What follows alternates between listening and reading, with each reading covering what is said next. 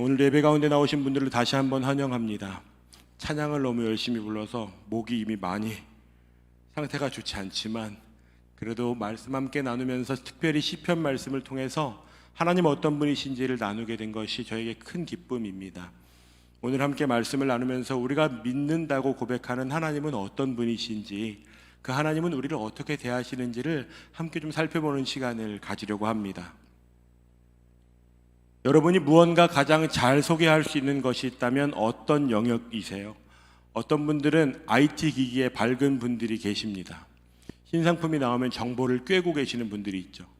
어떤 분들은 패션에 관심이 많은 분들도 있습니다.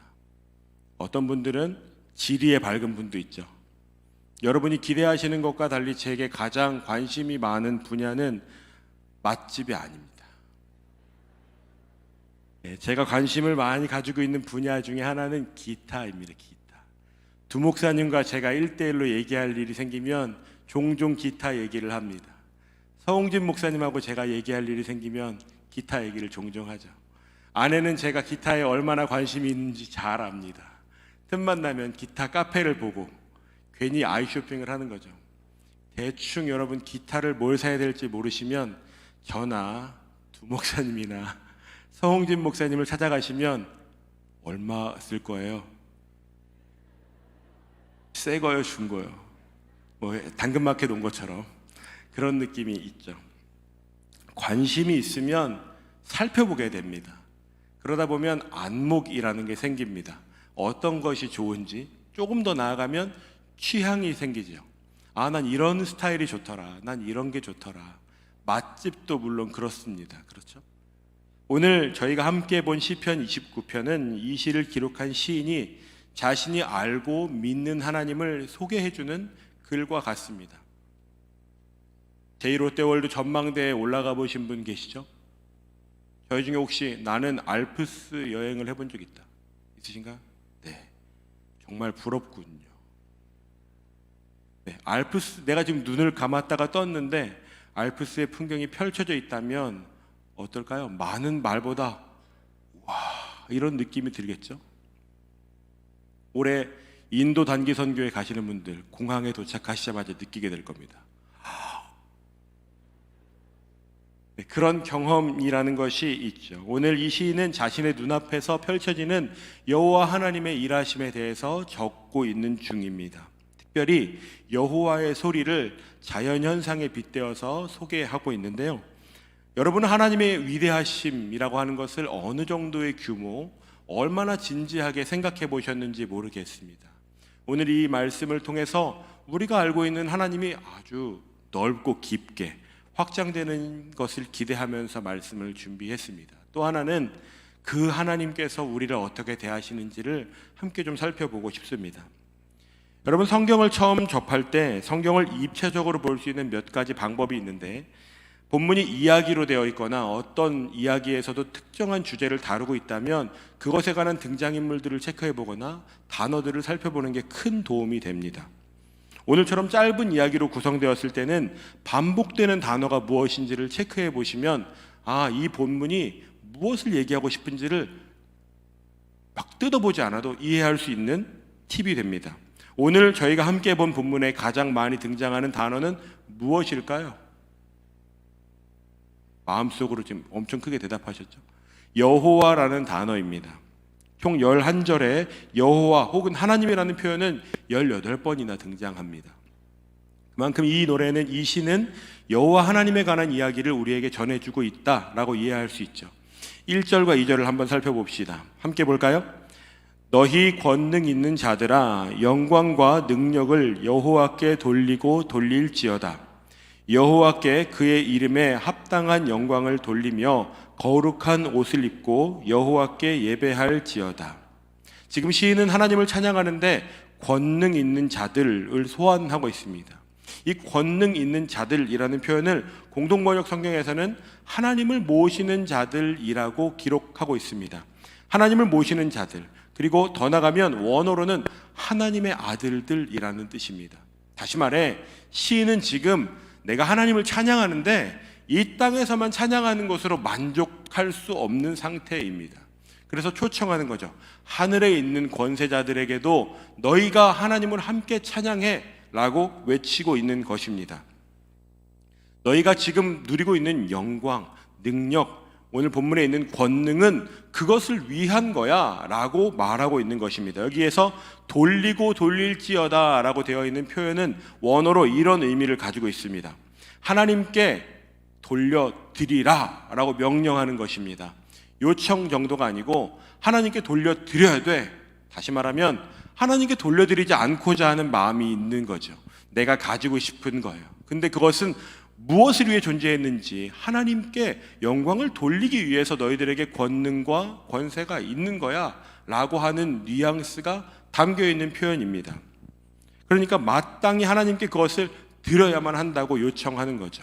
우리가 고백하고 있는 이 찬양이 우리의 수준 정도로만 성봉셰풀에만 그치는 것 정도에서 만족할 수 없는 것입니다. 권능이 있는 여기에 있는 하나님의 아들들 혹은 하나님을 모시는 자들, 우리가 흔히 천사라고 보는 그 천사들에게 너희도 함께 하나님을 찬양하자, 하나님을 찬양해야만 한다 라고 말하고 있는 것입니다. 그 뒤에 보면 거룩한 옷을 입고 라는 표현이 있는데요, 이것이 거룩한 옷인지 거룩한 아름다운 의복인지의 이해의 차이는 조금 있지만 중요한 단어가 있다면 거룩이라는 단어입니다. 하나님께 드릴 때 거룩함을 가지고 드리라는 것입니다. 여러분, 거룩이라고 하는 것은 이 우리의 사람들이 할 수 있는 어떠한 수준의 개념이 아닙니다. 거룩이라는 단어가 어울리는 대상이 한 분 계시는데 그 한 분이 바로 하나님이시죠.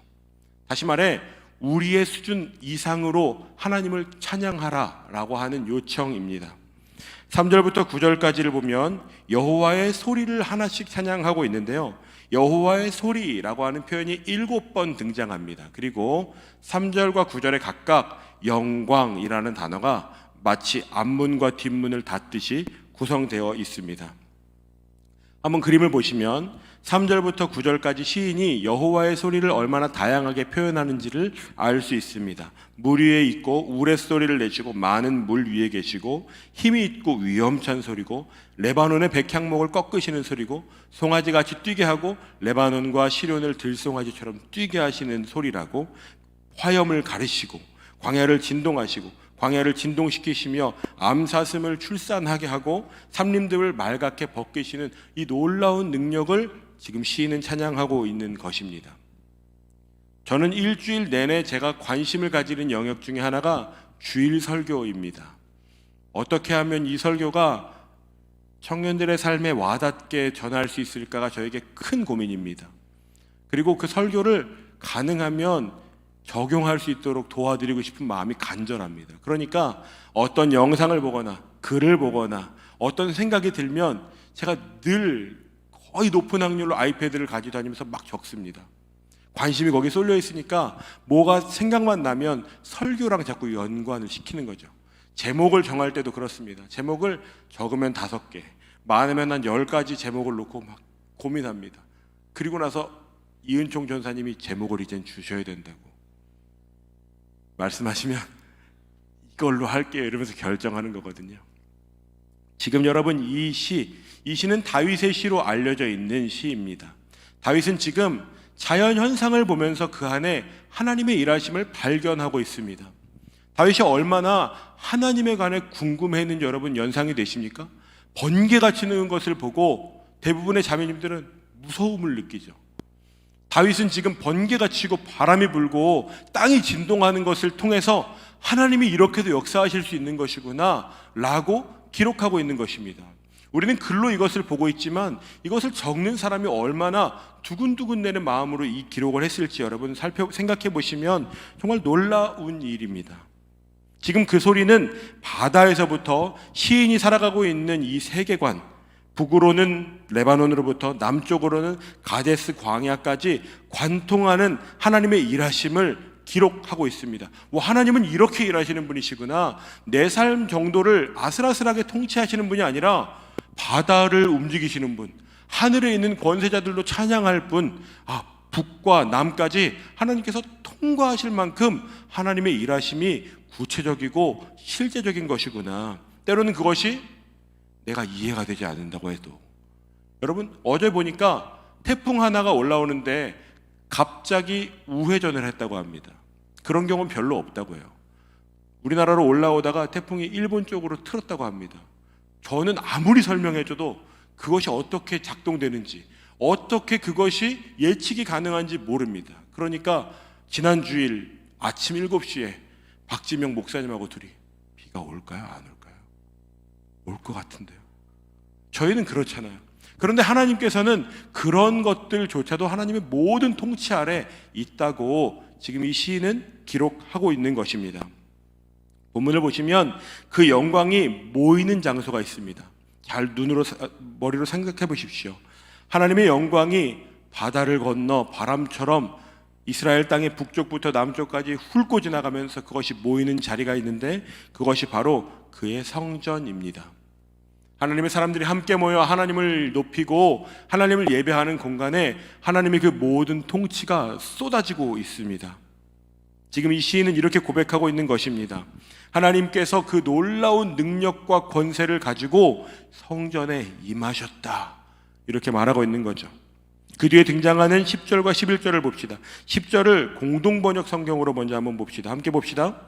야훼 거센 물결 위에 옥좌를 잡으시고 영원히 왕위를 차지하셨다. 하나님께서 그 모든 영광을 마치 이렇게 싹쓸이를 하시는 것처럼 모아서 그 영광을 하나님께서 차지하셨다고, 옥좌를 잡으셨다고. 하나님이 온 우주를 통치하시는 분이야. 바람과 빛과 이 세상에 일어나는 모든 일들을 하나님이 통치하시고 계신데 그 하나님께서 영원히 왕위를 차지하셨다고. 하나님은 단 한 사람의 인생만을 통치하시는 분이 아니라 하나님의 능력과 일하심은 우리 모두뿐만 아니라 온 땅에 통치가 미치지 못하는 구역이 없다라고 기록하고 있는 것입니다. 그런데 여러분, 그 놀라운 하나님의 능력이 어디로 집중되는지 아십니까? 11절 말씀을 함께 봅시다. 여호와께서 자기 백성에게 힘을 주시며 여호와께서 자기 백성에게 평강의 복을 주시리로다.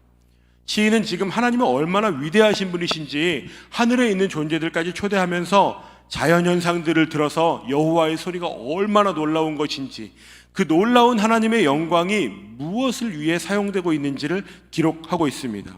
그 놀라운 하나님께서 그 영광과 그 능력을 통해서 자기 백성에게 힘을 주신다고, 자기 백성을 평강으로 이끄신다고 그렇게 기록하고 있는 것입니다.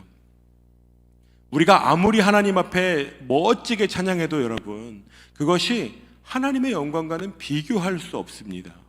우리가 아무리 완벽한 노래를 연습해서 불러도, 우리가 다 한 마음으로 그 노래를 불러도 하나님의 영광, 하나님의 통치의 능력에 비하면 그것은 굉장히 사소해 보이는 것입니다. 그런데 하나님께서는 오늘 그의 백성들이 그의 성전에 모여서 여호와 하나님께 영광을 올려드릴 때 그 가치와 하나님의 능력과는 비교할 수 없음에도 불구하고 하나님께서 그 백성의 가느다란 영광을 올려드리는 고백을 통해 이것을 부어주시겠다고 하시는 것입니다. 여호와께서 그 백성에게 힘을 주시고 평강의 복을 주신다고 기록하고 있는 것이죠. 다윗이 지금 이 고백을 할 때 여러분, 그냥 편안하게 앉아서 하나님은 이런 분일까? 상상하고 있는 것은 아닐 것입니다. 아마 그의 인생에 이해할 수 없는 수많은 일들, 마치 폭풍이 몰려들고 땅이 진동하는 것과 같은 어려운 상황들을 견뎌가면서 하나님은 이런 분이야 라고 기록하고 있는 것이죠. 그리고 그 하나님께서 나뿐만 아니라 자기 백성을 이렇게 돌보신다 라고 선포하고 있는 것입니다. 여러분, 이 고백이 여러분에게는 어떻게 들리십니까? 다윗이라는 사람이 경험한 그 하나님의 범위가, 그 하나님의 놀라우신 크기가 여러분 가늠되십니까? 1977년 9월 5일에 보이저 1호라는 탐사선이 발사되었습니다. 저렇게 생겼다고 합니다.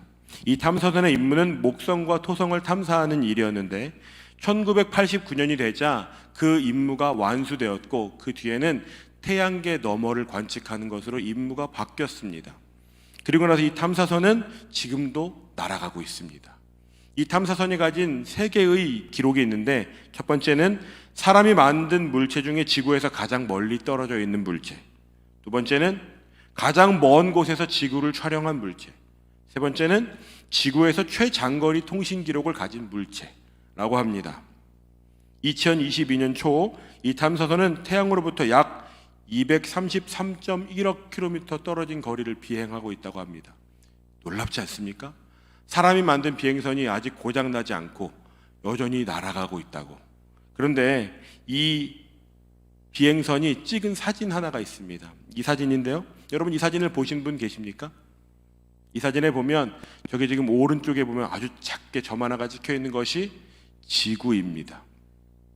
우리가 살아가고 있는 지구. 여러분 여행 가고 싶은 목마름이 간절하시죠? 그 꿈꾸는 지구가 저만하다고 합니다. 저 지구는 90년 2월 14일 발렌타인데이 때 이 프로젝트의 한 부분을 맡은 칼 세이건이라고 하는 우주과학자가 지구를 한번 찍어보자 라고 제안해서 찍게 된 사진입니다. 많은 과학자들이 위험하다고 이 위성을 반대로 돌려야 찍을 수 있는 거였거든요. 근데 이 위성을 반대로 돌려서 저 사진을 찍어서 저 사진의 이름은 창백한 푸른 점이라는 이름입니다. 저 사진을 보시면 얼마나 우리가 작은 존재인지를 알 수 있죠. 우주가 그렇게 넓다고 하는데 그 안에 우리의 존재는 너무 작습니다. 칼 세이건이 이렇게 얘기했다고 합니다.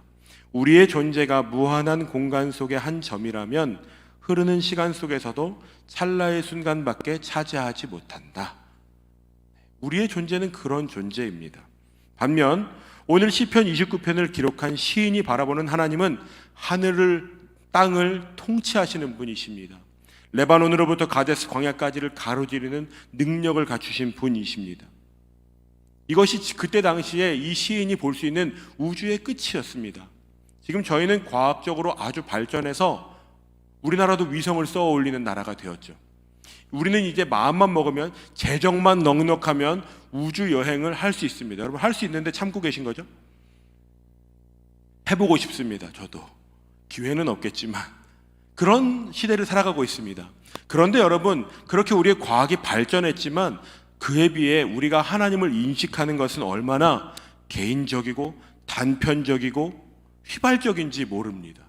아주 작은 일 하나가 발생하면 하나님께 원망할 준비를 하고 있는 활시위를 당기고 있는 사람처럼 살아갈 때가 많습니다. 내 삶에 일어나는 일들 가운데 하나님 어떻게 이럴 수 있느냐고 원망하는 일이 우리에게 더 익숙하죠. 성경 가운데 고통이라는 주제를 들을 때 빼놓을 수 없는 인물이 있다면 욥입니다. 이 욥이 얼마나 자신이 의로웠는지 모릅니다. 새 친구와 욥이 대화했던 것을 저희 공동체에서 예전에 한번 다뤘었는데요. 욥이 얼마나 말이 많은지 모릅니다. 내가 얼마나 의로운지, 내가 얼마나 죄를 짓지 않고 살았는지를 욥이 장황하게 늘어놓습니다. 그런 욥에게 하나님께서 이렇게 말씀하십니다. 욥기 38장입니다. 그때 여호와께서 폭풍우 가운데에서 욥에게 말씀하셨습니다. 무지한 말로 생각을 어둡게 하는 자가 누구냐? 4절 보면 내가 땅에 기초를 놓을 때에 내가 어디 있었느냐? 5절에 누가 그것의 도량법을 정하였는지, 누가 그 줄을 그것의 위에 띄었는지, 주추는 무엇에 세웠으며 모퉁이 돌은 누가 놓았는지, 새벽별들이 기뻐 노래하며 하나님의 아들들이 다 기뻐 소리를 질렀다고. 바다가 모태에서 터져나올 때 문으로 그것을 가둔 자가 누구냐고. 여러분 이게 어떤 느낌인지 오십니까? 욥은 지금 자신이 모든 걸 다 알고 있는 것처럼 내가 지금 억울하다고, 하나님 어떻게 나한테 이럴 수 있느냐고. 욥기 3장에 보면 내가 태어나지 않았었다면 좋았을 텐데 라고까지 한탄합니다. 그런 욥에게 하나님께서는 너 내가 누군 줄 알아? 라고 말씀하시는 것입니다. 우리는 영원할 것처럼 살아가고 있지만 우리는 굉장히 부끄럽게도 내일 무슨 일이 일어날지 모릅니다. 1시간 뒤에 어떤 일이 일어날지 모릅니다. 1분 뒤에 일어날 일 아십니까 여러분? 단 1초 뒤에 무슨 일이 일어날지도 우린 상상할 뿐입니다. 예측하고 그리고 반응하고 때로는 당황하는 것이 우리의 수준입니다. 엄청난 과학적인 발전을 이뤘지만 여러분 잘 아시는 것처럼 2년이 넘는 시간 동안 전 세계가 코로나를 정복하지 못했습니다. 아마 이것은 정복되지는 않을 거라고 합니다. 전문가들은 새로운 변이가 약 15만 명 정도까지 하루에 감염을 시킬 수도 있다는 예측을 다시 내놓았다고 합니다. 그것이 우리의 수준, 우리의 안목입니다. 우리는 그런 안목으로 하나님을 자꾸만 평가하죠. 야고보서 3장 18절에 보면 이런 말씀이 있습니다. 함께 읽어볼까요? 화평하게 하는 자들은 화평으로 심어 의의 열매를 거두느니라. 우리는 그런데 기쁨으로 화평을 심지 않습니다. 그러면서 의의 열매를 기대하죠. 그러니까 의의 열매를 거둘 수가 없는 삶을 살면서 하나님 앞에는 원망하는 것이 우리에게 더 익숙합니다. 일어나는 일들, 여러분 선한 열매를 맺을 행위를 하지 않았는데 선한 일이 일어나는 것은 여러분 기적입니다. 오히려 우린 이렇게 살아가죠. 로마서 1장에 보면 이런 무서운 말씀이 있습니다. 함께 한번 볼까요? 그래서 인간은 온갖 부정과 부패와 탐욕과 악독으로 가득 차 있으며 시기와 살이와 분쟁과 사기와 악의에 쌓여서 없는 말을 지어내고 서로 헐뜯고 하나님의 마음을 사고 만폭하며 거만하며 제 자랑만 하고 악한 일을 꾀하고 부모를 거역할 뿐더러 분별력도 신의도 온정도 자비도 없습니다. 우리에게는 이 모습이 훨씬 가깝습니다. 그것을 사회 가운데 조금 숨기거나 참고 살아가지만 우리에게 더 어울리는 모습은 지금 로마서에서 말하고 있는 이런 모습입니다. 우린 이렇게 살아가면서 책임은 자꾸만 하나님께 돌리는데 아주 익숙한 사람들이 되었습니다. 여러분, 그런데 오늘 시편 29편에 말하는 이 시인이 우리에게 소개해 주시는 하나님을 잘 바라보십시오. 하나님은 얼마나 놀라운 능력을 가진 분이신지를 시인이 기록하고 나서, 그리고 나서 그 놀라운 능력을 가진 하나님께서 그 능력을 발휘해서 하나님의 백성들을 인도하고 계신다고 그렇게 기록하고 있습니다. 여러분, 시인이 기록한 이 하나님의 깊이를 생각해 보시고 오늘 예배가 마치면 여러분 한번 적어 보십시오. 나의 하나님은 어떤 분이시지? 나는 하나님을 얼마나 알고 있지? 내가 좋아하는 어떤 주제는 마음껏 얘기할 수 있는데 부끄럽게도 하나님에 대해서는 말하라고 하면 자신이 없는 우리의 모습을 보게 될 때가 있습니다. 여러분이 경험한 하나님이 어떤 분이신지 주목해 보셔야 됩니다. 여러분의 일상 가운데 일어나는 일들 속에 하나님은 어떤 일을 하시는 분이신지를 여러분 기록해 보셔야 합니다. 그래야 오늘 시인과 같은 안목이 생기는 것입니다. 다른 분들은 지난주에 비가 안 와서 와, 우연히 비가 안 왔다. 저는 그렇지 않습니다. 저는 새벽에 기도했거든요. 하나님, 비 오면 지명 목사님하고 저랑 망할 것 같은데, 하나님 비 오면 성도님들이 불편할 것 같은데, 이게 진짜로 하나님 비가 쏟아지더라도 운행이 잘 되게 도와주시면 좋겠지만 저는 비가 오지 않는 것을 구합니다. 저에게는 여러분 그러면 그날이 어떤 날이 되었겠습니까? 하나님의 응답하신 날이 되는 거죠. 하나님 그렇게도 일하시는 분이시구나. 목사님 그거 너무 비약 아닙니까? 누가 보면 비약일 수 있습니다. 그런데 여러분, 하나님은 충분한 능력이 있으신 분이십니다. 한순간의 상황을 역전시키실 수 있는 능력이 하나님에게 있으신 분이십니다. 여러분이 경험하고 바라보는 하나님이 어떤 분이신지를 한번 고민해 보시며 여러분의 일상을 향해 나아가 보십시오. 입체적으로 하나님의 역사하심이 여러분에게 말을 걸어올 겁니다. 하나님 이렇게도 일하시는 분이시구나. 꽉 막혀 있는 프로젝트 가운데 때로는 하나님이 이상한 방법으로 일하실 때가 있는 것이구나. 그런 걸 경험하시게 될 것입니다. 그 가운데 여러분이 소개할 수 있는 하나님의 얼굴이 다양해지면 참 좋겠습니다. 그 하나님께서 여러분 그리고 그 능력을 가지고 백성들에게 부어주실 때 오늘 두 가지를 부어주신다고 합니다. 하나는 힘입니다. 또 하나는 평강입니다. 사랑하는 여러분, 우리에게는 힘과 평강의 원천이 없습니다. 나 자신에게 마치 그런 것이 있는 것처럼 자신을 속이는 것을 멈추십시오. 때로 그리스도인들이 오해하는 지점이 있습니다. 나는 그리스도인이니까 할 수 있어. 마음을 잡아서 잘할 수 있어. 이제는 해볼 수 있어. 여러분, 그렇지 않습니다. 우리가 마음을 먹지 않아서 실패를 경험하는 것이 아닙니다. 오늘 본문은 명확하게 힘과 평강의 근원이 어디에 있는지 우리에게 말해주고 있습니다. 힘과 평강은 우리가 아버지의 이름을 높여드릴 때 하나님께서 자기의 백성에게 부어주시는 것입니다. 여러분 믿으십니까? 하나님이 우리의 힘과 평안의 근원이 되십니다. 다른 무엇도 우리에게 그 평안과 힘을 줄 수 없습니다. 여러분 그것을 기억하십시오. 마태복음 6장 33절에 여러분 잘 아는 말씀이 있습니다. 함께 읽어볼까요? 그런즉 너희는 먼저 그의 나라와 그의 의를 구하라. 그리하면 이 모든 것을 너희에게 더하시리라. 우리가 그래서 구할 것은 그의 나라와 그의 의를 구하는 것입니다. 현실적으로 나에게 구해야 할 제목들이 많지만 그 가운데 여러분 우리가 무엇을 먼저 구해야 하는지를 여러분 잊지 마십시오. 그의 나라와 그의 의를 구하면 하나님께서 어느 정도 해결해 줄게가 아닙니다. 오늘 말씀에서는 이 모든 것을 너희에게 더하시리라. 하나님께서 하나님의 백성이 무엇이 필요한지 모르시겠습니까? 저희 아버지도 제가 뭐가 필요한지 압니다. 오늘 아침에 저희 아버지가 저한테 카톡을 주셨어요. 사랑하는 아들과 아내가 오늘 복된 주일을 주님 안에 행복하게 살아내기를 축복한다. 제가 지쳐 보였나 보죠. 제가 이번 주에 연락을 못 드렸거든요. 바자회 끝나고 정신없다고 말씀드린 게 제가 최종이었을 거예요. 아버지도 그것을 압니다. 나를 사랑하는 사람들도 내가 뭐가 필요한지를 알죠. 하나님은 어떠시겠습니까? 하나님은 하나님의 백성이 무엇이 필요한지, 지금 어떤 것이 걸림이 되어 어려움이 되고 있는지 아시는 분이십니다. 제가 좋아하는 밴드의 노래 한 구절을 여러분께 소개해드리고 말씀을 마치고 싶습니다. 여러분이 아실지 모르겠지만 싱잉 앤츠라고 하는 밴드가 있습니다. 이 밴드가 부른 노래 중에 우주의 먼지라는 노래가 있어요. 저작권상 들려드릴 수는 없지만 난 우주의 먼지 그러나 노래를 하네. 우린 지구의 파편 그래도 우린 춤을 추지. 난 우주의 먼지 그러나 사랑받았네. 우린 지구의 파편 그래도 우린 사랑을 하지. 여러분 존재론적으로만 보면 우리는 우주의 먼지보다도 작은 자일지 모릅니다. 여러분 위대한 먼지로 살아가는 것을 꿈꾸십니까? 남들보다 조금 나은 먼지로 살아가는 것을 꿈꾸십니까? 성경에서 창세기에 사람을 아담이라고 부를 때 그것이 흙먼지라는 뜻입니다. 그런데 하나님께서는 여러분 먼지와도 같을 수 있는 우리를 자녀 삼아 주셨습니다.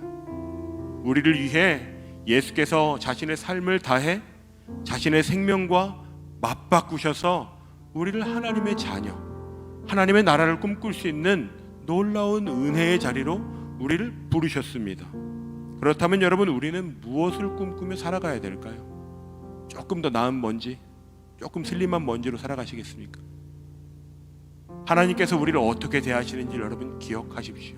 오늘 두 가지를 나누고 싶습니다. 하나님은 어떤 분이신지, 하나님은 내가 이해하는 수준과 넓이와 범위보다 더 놀라운 일을 행하시는 분이십니다. 그분이 우리가 예배하는 하나님이십니다. 또 한 가지가 있다면 그 하나님이 나에게 힘과 능력을 주신다고 말하고 있습니다. 그때 여러분 하나님이 나를 어떻게 대하시는지를 알게 되죠. 하나님은 우리를 먼지로 대하시지 않으십니다.